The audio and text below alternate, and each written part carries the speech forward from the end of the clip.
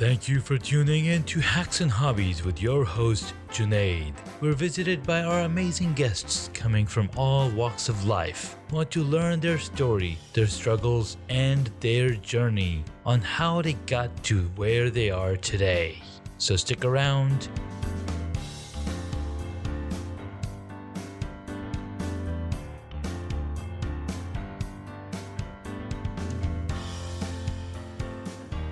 In this episode, we get to speak with Steve Sullivan.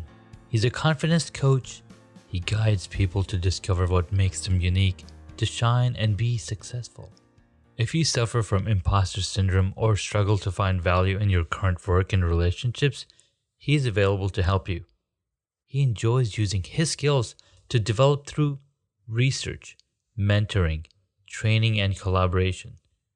He has combined with his knowledge into stories to show people how to build high-performing teams. Let's learn a little bit more about Steve Sullivan. Steve Sullivan, thank you for coming back on another episode. We had you back last season on the podcast. Thanks again for coming back. We've had some amazing conversations back then, and we're so excited to have you. Thank you so much, Junaid. It's great to be back to interact with you and to share whatever it is that you have planned for us today with your audience. Absolutely. So in the first episode that we had with you, we talked a lot about how to be a gentleman, how to be somebody who is a person of the most deepest regard, right? It was really deep. It was very heart touching. And then we also talked about your journey on what you've been doing all of your life and where you are today. So since last year, there's a lot been changed. There's a lot of things that you've been working on. You've been super active on LinkedIn. I love the community that you've grown and created and how you're engaging with your audience and engaging with the people. It's really beautiful. So how has that changed for you in the past year? I think one of the big changes is a year ago, I was still kind of looking for employment, being unemployed. But my father passed away last summer. That caused me to take some time off and begin to look at becoming an entrepreneur. And along the way, I became a UMAP certified coach, so I can help people look at their personal profile in terms of strengths and values, skills, personality, the things that make them unique, Nice. and also drive their decisions when it comes to things that they find enjoyment in terms of work or in relationships. And I do, as you know, a lot of writing along the side. I have a regular post on LinkedIn on Story Saturday that I love writing short little stories for.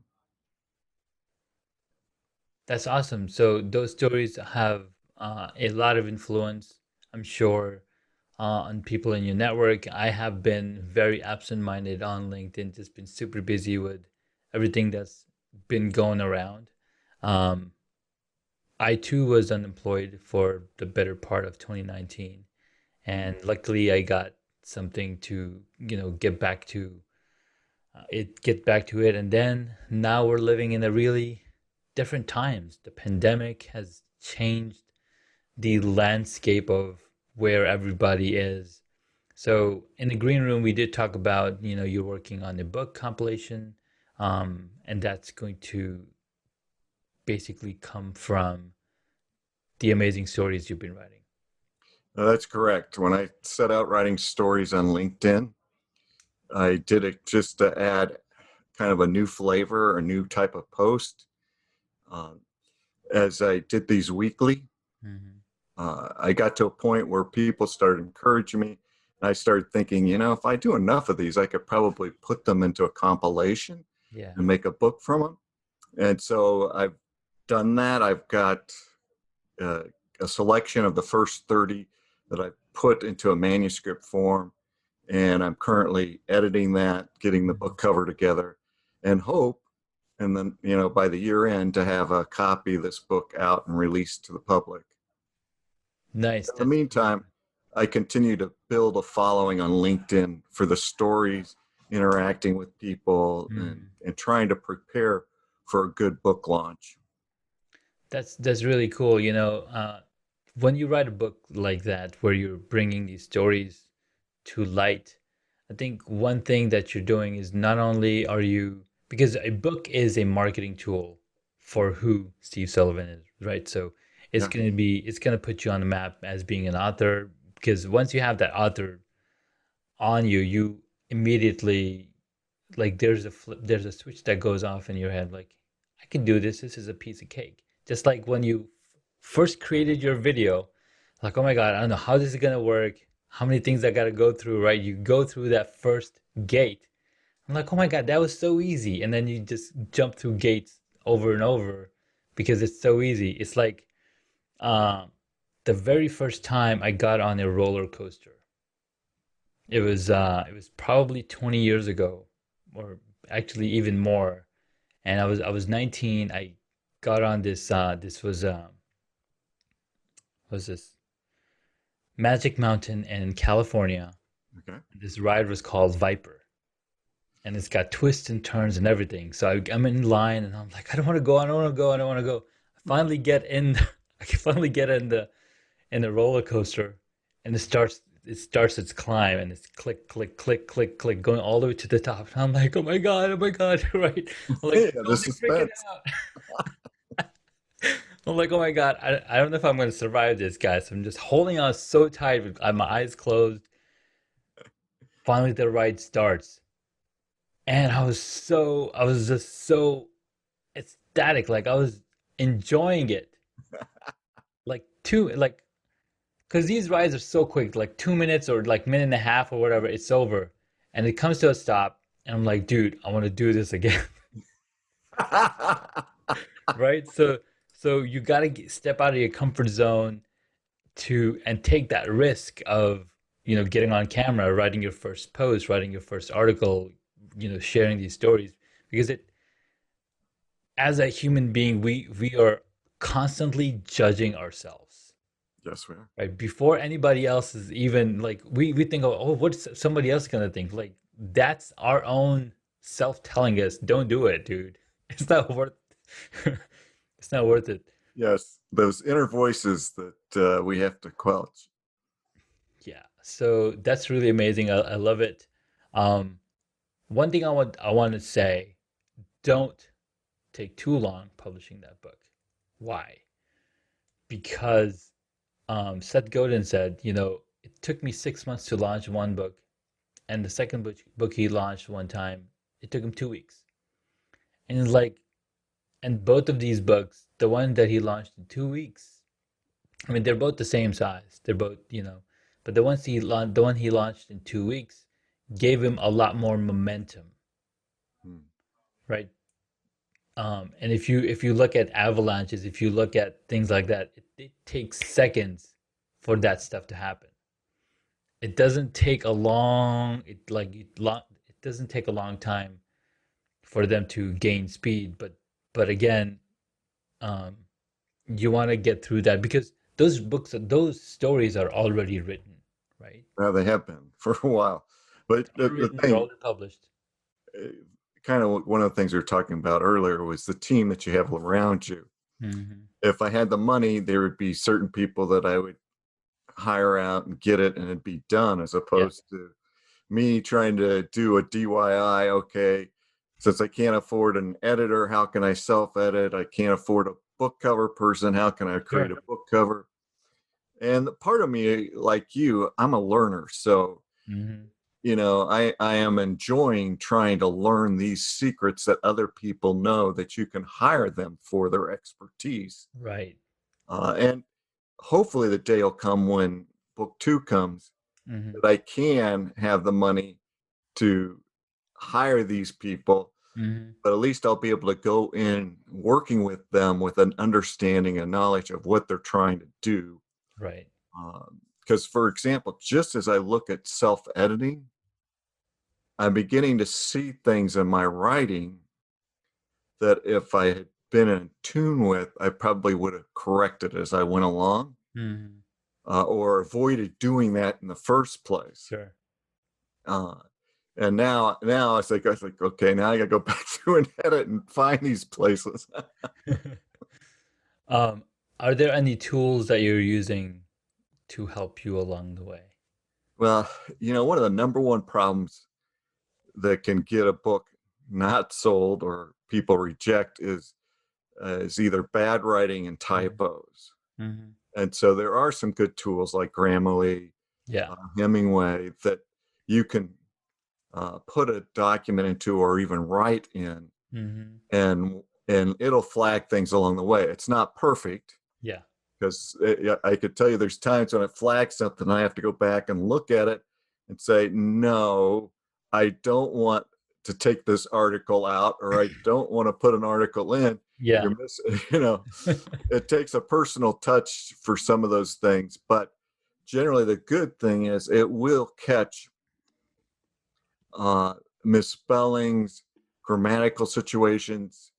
If Yeah. you're typically the kind of person who writes in passive instead of active voice, Yeah, it's that's the other thing that I noticed. Hmm. it's really good. It'll highlight that and say, "Hey, this is a passive. You might want to rewrite this into an Yeah. active." So, Yeah. Yeah, Grammarly has been really powerful for me too, especially when I'm writing the descriptions for for the episodes, or anytime I'm writing anything at all. I run it through Grammarly, and since all my transcripts are automatically created through AI, like it'll take the audio, it'll convert it into transcript. As we speak and as humans speak or talk, we like to repeat words, we like to repeat the sentences and then all the pauses. So it catches all of that. So then I take that transcript, I'd put it in Grammarly and like, okay, you have this duplication. Like, can I remove it for you? So you could just go in there and, correct it. But again, it's still a conversation. It's not yes, something that's written up. definitely. I mean, for me, one of my pet problems as a writer is I get ahead of myself, so I skip over words. And so Grammarly is great to flag something, and then I'll go back and look. Oh, okay, yeah, I meant to say this, but I forgot this word. Yeah, exactly. And I've done that. I've done that many times. Sometimes I feel like I'm dyslexic. Like anytime I'm replying to an email, I'll start with the last thing that I read, and then I'll like work in reverse. So I'll write out the reverse email, and then I'll like, all right, let me move this section back up here so it answers the first question they asked. Well, each has its process. So Yeah, yeah. So that's awesome, man. I love that you're taken into that dive of writing the book and bringing these stories in a form that somebody can don't need a device anymore. You can just have a printed book to read these stories. What so I have since I haven't been reading a lot of the story Saturdays, what is one of the main themes that you're focusing on these story Saturdays? I, I, in my second series. So the first series was largely about leadership, a little bit about mindset, Hmm. having the right kind of mindset. And so that first book will be compiled into what I'm roughly calling stories to lead by. Okay. Right now, I'm writing a series based on the strengths that have been identified by uh, the Gallup Clifton Strength Finder. So if you've Mm, ever taken that test, I have, yeah. yeah, there's 34 psychological strengths that have been identified. And so each week I take the next strength and write a story around it. Nice. And this second series has been great because I grabbed a couple UMAP coaches, uh, Lori Knutson, Gina Mhm. Riley, and they do video posts in conjunction with the story, Nice. because the goal of the story is not to really tell you about the strength as much as to try and show you the strength, and then the excellent ladies come along and Yeah. they'll really get into the meat of what that strength is and help people see, hey, do you have this strength? Yeah, you might. No, that's really cool. I need to go check those out because when I took my gala, I was like, okay, and these things, these are my top five strengths. What do they mean? So I'm going back and reading them, like, okay, this is what it means. But I still like don't remember it. So if I go back and check out your stories on those strengths, I'm like, okay, I know exactly who I am. You Works. might, you might. I mean, as a UMAP coach, that's one of the things we really drill down into is we've heard that people have taken the test. They might even remember what their top five is. They may not even remember what their top Yeah. five is. And so there is a wealth of insight there that they just lost. Yeah. And as a UMAP coach, I spend time drilling down into those to help people understand what the strength does for them. And Mhm. also, every strength has an Achilles heel Of course. that you may not realize. For example, if you have the achiever strength, you're going to be awesome at setting goals and completing those goals and accomplishing things. Hmm. But the Achilles heel to the achiever strength is that you often put task ahead of people. And so your relationships might suffer. And I was coaching one guy and talking to him, and he's like, "Well, I really love my family and my daughter. I just don't see that." And the next week he came back to me and he said, "Steve, the light bulb went on last weekend. I was working on this project for work on Saturday. My 6-year-old daughter came up to me and I brushed her aside. And then the light bulb went on. That's what Steve was talking about." Hmm. And then he said, I went and talked to my wife and said, "Do I do that often?" And she said, "You do it all the time." And he was like, "Bing," his eyes opened up and he came back and he talked and we then talked about how to take the achiever strength and utilize it to make sure that he was number one at home and not just number one at work. Because, for example, with achiever strength, they're very goal oriented. But Yeah. how many people do you know on their checklist of goals have things related to their family? It's usually almost always work. Yeah. It's And, always work. and that will tear at you. But if you're an achiever and you put things on there like be there for my son's baseball game, read to my daughter at bedtime, if you put those on your checklist, they'll be there to remind you that these are things that you want to do and you'll Hmm. make time to do it and have more success in being balanced in your life. Wow, dude. So So yes, go back and look at your I'm looking at it right now, dude. Oh yeah? What are your top five strengths? You got achiever in there? Yes. My number one is achiever. Yeah. Number And two is did I just describe you? yeah. Oh my God, both my wife and I are achievers. That's hilarious. Because it's she's very similar to me, and it totally makes sense. I'm like, okay, I'm on here, and then like a lot of the time, so last month or May, we spent a lot of time on Zoom through these conversations on unconventional leaders, and every time around 5 o'clock or 4:30, my kids would show up, and I just hold them and still be on the call, and then everybody would be waving at them. But so I've done like I've been more accommodating. I think so. Like I'm because like you said, you put in your mind, okay, this is something that you want to focus on by spending more time with your kids. So it's you put a checklist in your head, like, okay, this is something like if I do this thing by spending time with my kids, I am reaching that goal. Yeah, you are, especially if you have conversations with your kids and find out what's really important to them. Yeah. You know, it, for some kids, it's important that you be there to their baseball games. Others, it might not be as important. Yeah. Uh, and depending on their age, if they're little, maybe it's, reading the bedtime story. Yes. And I've been reading bedtime stories to my daughter every Good day. for you. So you're balancing out your achiever Balancing out thing. my achiever. Number two is intellection. Oh, intellection. That is an inward thinking Hmm. strength. Intellection allows you to look at different thoughts, pull them together, and you like to reflect on them. You like to Hmm. spend some time, you may be meditating, maybe thinking about them, Yeah. and trying, and in some ways, to pull things out of the subject or whatever it is you're thinking on, to make greater sense of it for you in your life.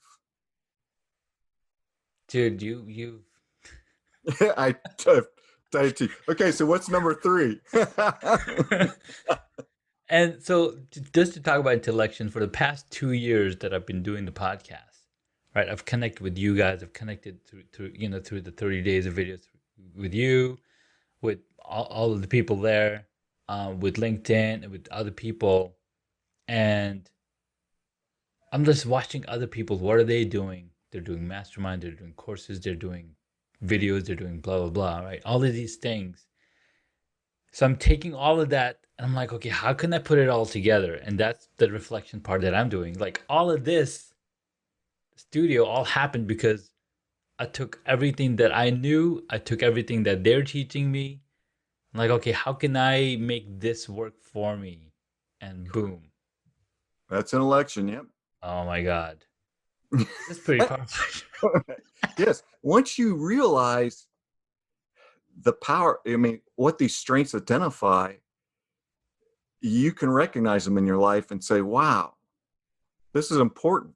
And for some people, they've been told certain things that are bad about them. Oh.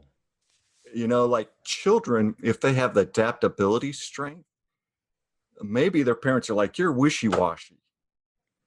And because the parents do not understand that the child has a strength to quickly adapt to different things and go different directions. Mhm. And what parents often don't realize is later on in life, that strength may propel their child to become a great leader. Because if you go out and look at Forbes and other places, one of the things they're talking about in terms of good leadership, strong leadership, is leaders that are adaptable. Mm. So if you have that strength, it might be the stepping stone for you into leadership and other great accomplishments. You know what's really powerful of what you just mentioned about adaptability? We are in a very crazy time right now with COVID-19, and it is creating a lot of adaptability in kids. Like enormous amounts of adaptability. They have changed. Like they were going to school, now they're going Zoom calls. Every day they're doing Zoom calls. To play, they can only go outside or they can play indoors, depending on what is afforded to them, right? Some people who are living in the apartments, they can't go out and play. They're stuck inside. So wow. So 10 years from now or 15 years now, we're gonna have a lot of adaptable leaders. It's gonna be crazy times. Whew. It will be. It will be. I All mean, right, so number no, this is what's funny is that so we started with where we were, yeah, the stories that you're creating, and I think it's all interconnected because I get to, use your expertise on my Gallup yes, strengths that exactly. I For took, free. like, Yeah, I charge people for this. right? You know what? I'll help you design a book cover. How's that? You have expertise in that area. Oh yeah, I've done the book covers for my own books. This book cover. Okay. There's some other ones that aren't printed, but yeah. Um, I mean, I am a graphic designer. I've been designing, for 20 years. That's my main job right now. So I maybe design I'll enterprise run applications. by some examples that I'm concocting to give you, because there are a lot of tools like Canva, Oh even yeah, PowerPoint, where you can actually create book covers. absolutely. But it's the artistic understanding of contrast, of Hmm. creating a focal point, and various things like that that are important in cover designs that Yeah, the average person does not know. exactly, exactly. All right, my number three Okay. is connectedness. Oh, I love connectedness because that's my number one.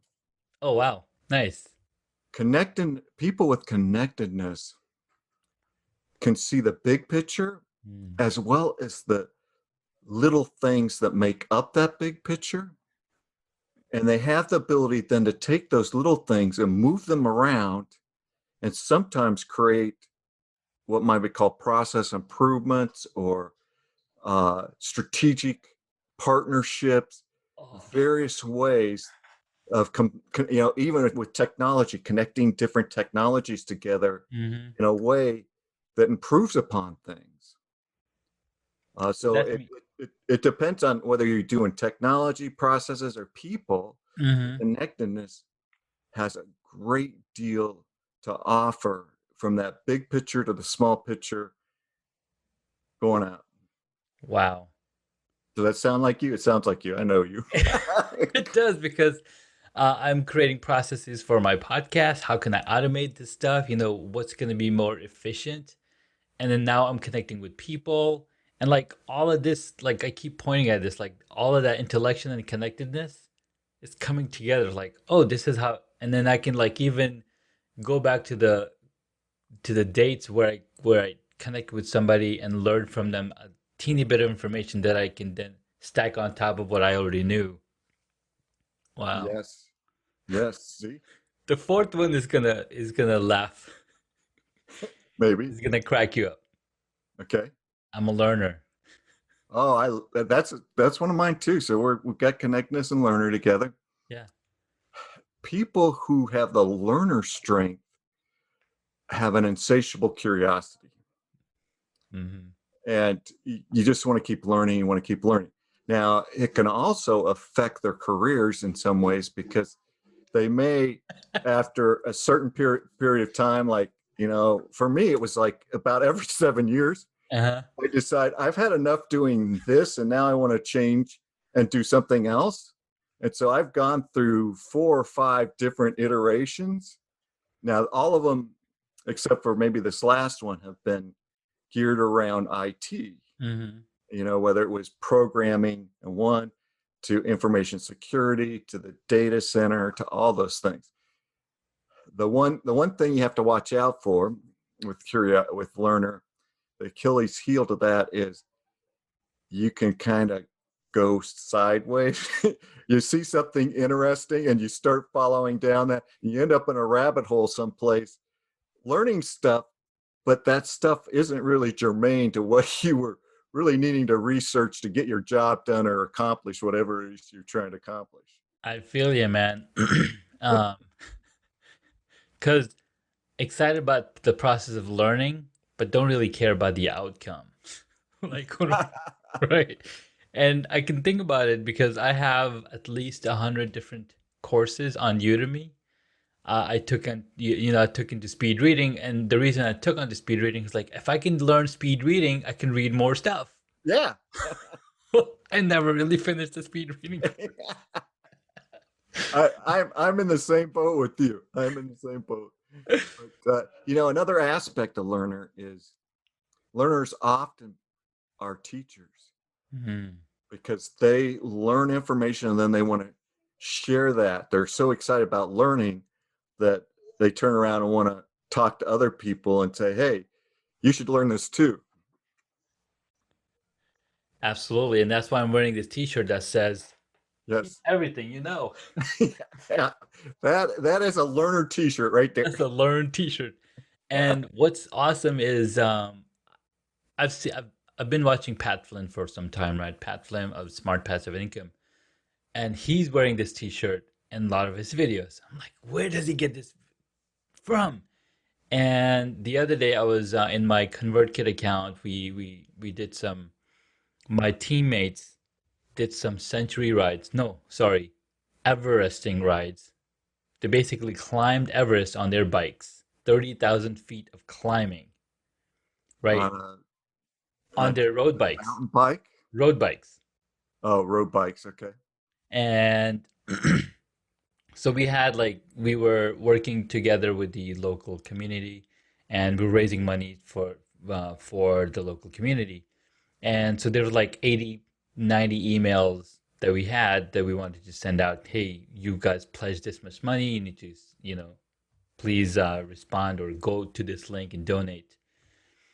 So I imported, I was like, hey, I can help with that. So I imported these 90 emails into my ConvertKit account. And they're like, hooray! Here's a code to get a free t-shirt, everything. I'm like, yes, I finally found the golden egg. And I've been creating videos, so I was like, I'm gonna show up with this one and send a link to Pat Flynn, like, dude, what's up? Good.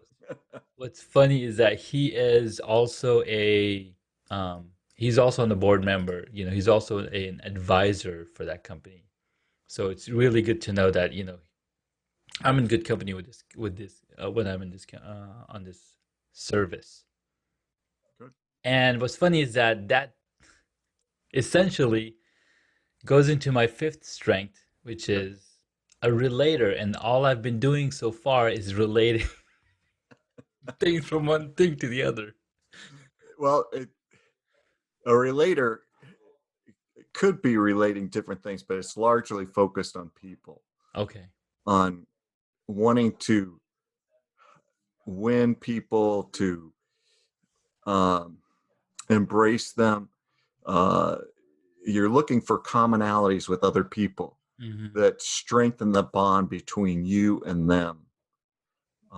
That so a relator is a great strength. So with connectedness and relator, you've got two what we call relating strengths. Hmm. I didn't hear you have any influential strengths, so you're like me. Maybe And then there's I need to go back and executing. do it. There's executing, which is I'm pretty sure achievers an executing strength, and your intellection and learner are thinking strengths. Hmm. So based on the color coding that they're putting, okay, so achiever, connected, okay, connectedness and relator is the relationship building, and then intellection and learner are the strategic thinking, and then achiever is the executing. Correct. Now, if you were to get all 34, Hmm. you could then look at your next five and say, how do they spread out? Mm. Because some individuals, and you may be one of them, that's balanced. And by that, a balanced individual usually has strengths across three different channels or themes, as we call Hmm. them. And obviously, your top five spread that way. My Yeah. top five, I've got one relator, two executing, and two thinking. And so when I saw it, I thought, man, that's odd. you know, what's this one relator out here? Even though it's the thing that drives me. Hmm. But once I got my other 34 and looked at the top 10, I found I had in the top 10 three relators, Hmm. uh, three executing, and four thinking themes. So Okay. that I, makes I you think I got all 50 of them, or all 34 of them, I think. So then my next one is self-assurance. self assurance. That's one of those very rare ones. Oh, really? Yeah, it is, and it is it. Does it say it's in the thinking things, or is it It's in? under influential. Oh, it's okay. It's under influential. It's similar to self-confidence. Deepest part of you, you have faith in your strengths. You know that you're able to take risks, able to meet new challenges, able to take stake claims. Most important, able to deliver. Okay, well, Yeah, it is. it stems around the idea of confidence, and that confidence allows you to execute well. So it goes really well hand in hand with your execution strengths. Nice. And then I got positivity, Oh number yeah, 7. positivity, which is another relationship one. Mm-hmm. Uh, again, people that have positivity, they're always the glass is half full, not half empty, Yeah.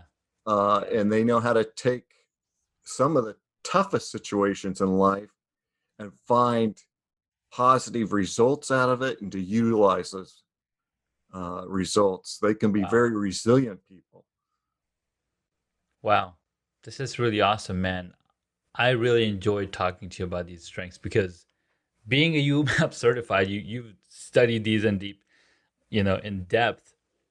I'm sure I have access to it, access to my report, and I can go read them. But you helped me connect the thoughts that were in my head in a way that reading text doesn't always get to you. That is an excellent point, because people sometimes say to me, why do I need a UMAP coach when I can go do this and this and this? You can do all the assessments yourself, but Yeah. in my experience and what you just said is true. When you're trying to do it yourself,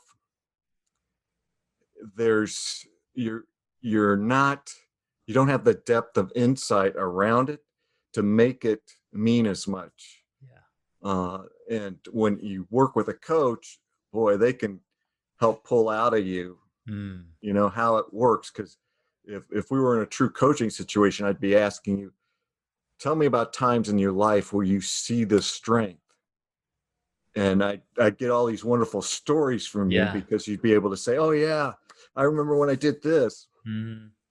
And those stories then are things you're more likely to remember than the strengths themselves. Exactly. But the story then may remind you, oh yeah, Steve asked me that, and that was related to connectedness. Mm. No, I like that. I wish I had focus as number one because I I lack a lot of focus.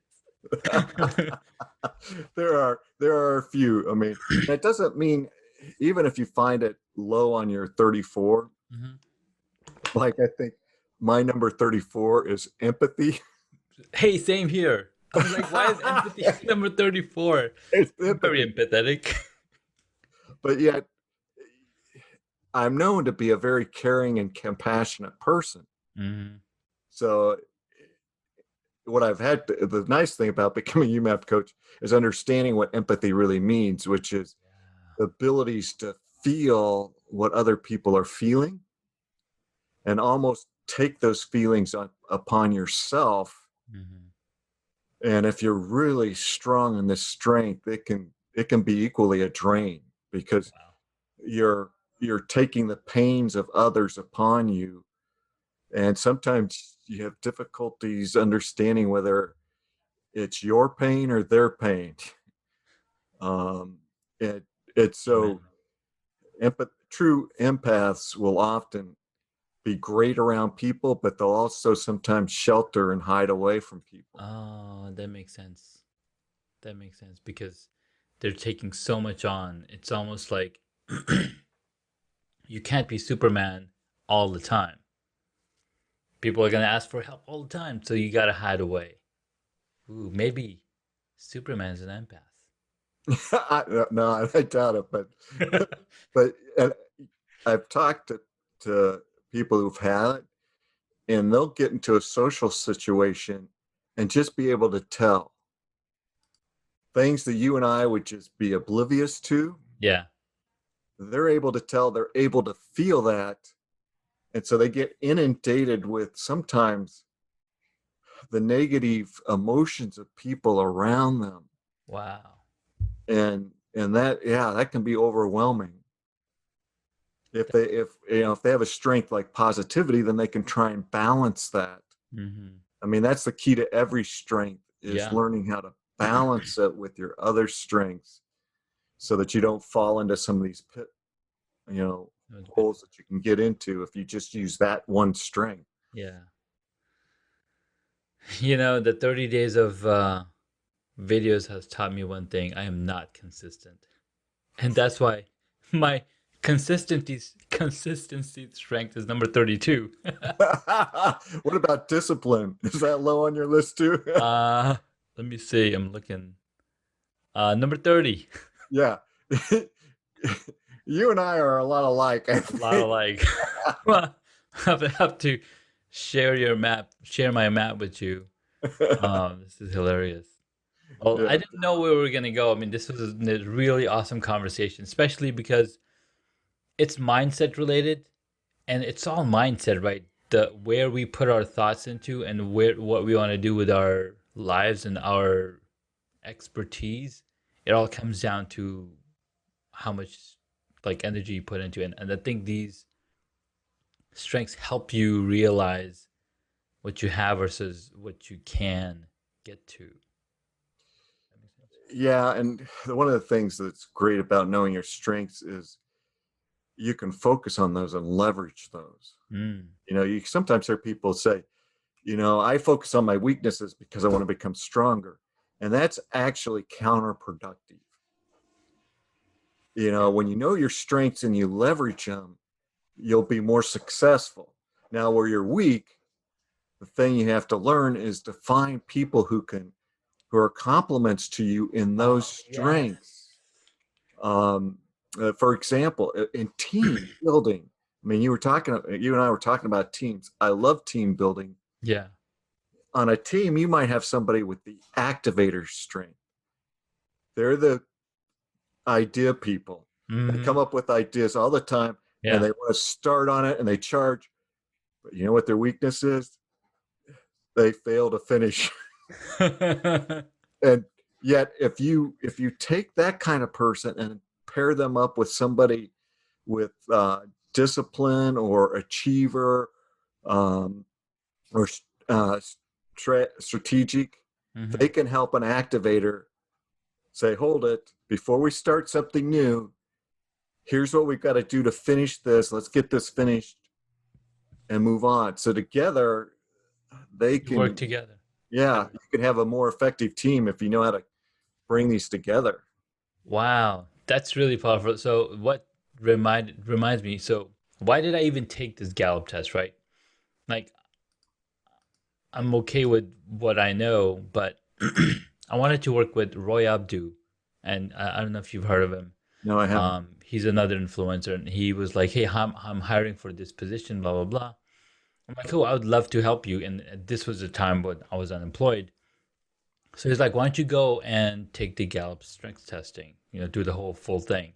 I'm like, "All right, sure, I'll go and do it." So I did it, did the test, and I sent him the results. He's like, "Wow, we are complementary, very complementary because I'm an activator.